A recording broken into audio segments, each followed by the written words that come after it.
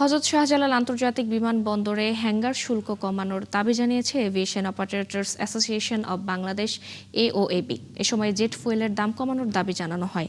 শনিবার রাজধানীতে বেসরকারি এভিয়েশন সংশ্লিষ্টদের সংগঠন এওএবি এর ১৩তম বার্ষিক সভায় এসব দাবি জানানো হয়। এ সময় সিভিল এভিয়েশন অধ্যাদেশেরও সংশোধন চায় সংগঠনটি।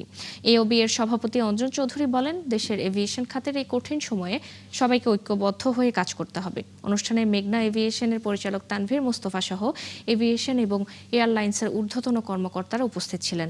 এওবি মহাসচিব জানান, দেশের ১৮টি এভিয়েশন প্রতিষ্ঠানকে টিকিয়ে রাখতে বেসামরিক বিমান চলাচল ও পর্যটন মন্ত্রণালয়, অর্থ মন্ত্রণালয় এবং সিভিল এভিয়েশন সহ বিভিন্ন কর্তৃপক্ষকে এগিয়ে আসতে হবে।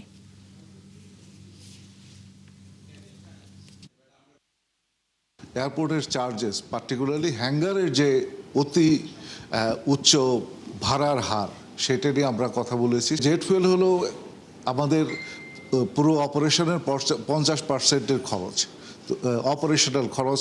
তো তার মানে যদি আমার 182% বেড়ে যায়, সেই অনুপাতে কিন্তু 100%-এর মতো আমাদের অপারেশন খরচ বেড়ে যায়, যেটা আমাদের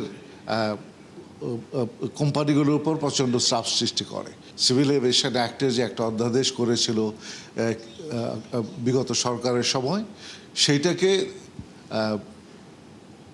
পরিমার্জিত করে আমাদের যে মানে অ্যাভিয়েশন ফ্রেন্ডলি করে তাড়াতাড়ি সেটাকে আইন হিসাবে রূপান্তর করার জন্য যে পদক্ষেপগুলো নেওয়া প্রয়োজন, সেগুলোর ব্যাপারে আমরা কথা বলেছি।